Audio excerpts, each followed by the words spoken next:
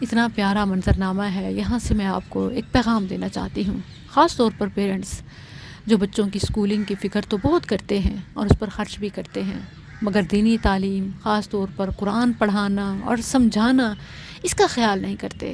وجہ کامیابی، ترقی، کیریئر، جاب، روزگار، کہیں بچے پیچھے نہ رہ جائیں. آپ کو کس نے یہ کہہ دیا کہ قرآن پڑھنے والے پیچھے رہتے ہیں؟ پیارے نبی صلی اللہ علیہ وسلم کا فرمان ہے، ان اللہ یرفع بہذا الکتاب اقواما ویضع بہ آخرین. اسی کتاب سے اللہ اقوام کو، افراد نہیں، اقوام کو ترقی دیتا ہے اور اسی کو چھوڑنے پر وہ پستی میں جاتے ہیں. تو اقوام عالم کی ترقی کا راز اس قرآن میں ہے. اور میں آپ کو بتاؤں کہ ہم 3 بہن بھائی ہیں، ڈاکٹر تو تینوں ہیں، وہ 2 میڈیکل کی فیلڈ میں ٹاپ آفیسرز میں ہیں، اور میں تعلیم دین، پی ایچ ڈی اور عربک قرآن کی تعلیم میں آگے آئی.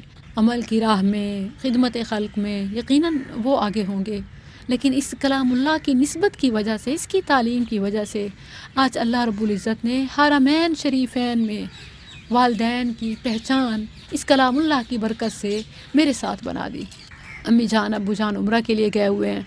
ابھی کچھ دیر پہلے ان سے بات ہوئی تو بابا جان ایک فرتے جذبات سے رونے لگے.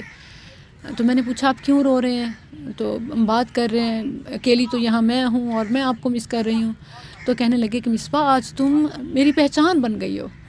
میں کعبہ کے سامنے حرم میں بیٹھا تھا کہ کوئی شخص دوڑتا ہوا آیا اور کہنے لگا ابو مصباح، ابو مصباح. جب میں نے سر ہلایا، بتایا، تو کہنے لگے کہ آپ ڈاکٹر صاحبہ کے والد ہیں، ہم آپ کو ویڈیوز میں ان کی دیکھ چکے ہیں، ہم یہاں ان کے لیکچر سنتے ہوتے ہیں.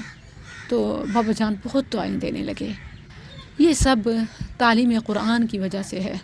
اسی طرح امی جان بھی اپنا تجربہ شیئر کرنے لگی کہ وہاں پاکستانیوں کی انفارمیشن کے لیے جو ڈیسک ہیں، تو میں ایک خاتون کے پاس گئی، تو چونکہ اردو میں بات کر رہے تھے تو انہوں نے پوچھا کہ آپ پاکستان کے کس شہر سے ہیں؟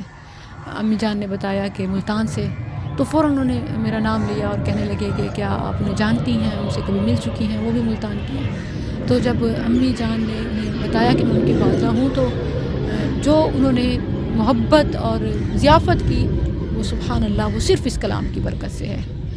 تو جنہیں بھی اپنے بچوں سے، ان کی دنیا سے اور ان کی آخرت سے پیار ہے، وہ اس کلام اللہ کو سہارا بنائیں.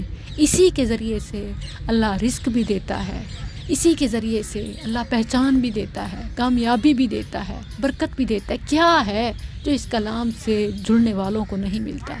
یقیناً باقی سب سے زیادہ ہی ملتا ہے. جزاکم اللہ خیرا. بارک اللہ لی ولکم فی القرآن العظیم ونفعنی وإیاکم بالآیات والذکر